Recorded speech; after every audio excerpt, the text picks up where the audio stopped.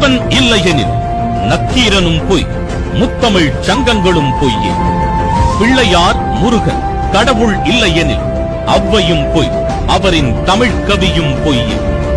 கண்ணகி இந்து கடவுள் இல்லை எனில் ஐம்பெரும் தமிழ் காப்பியங்களும் பொய்யே.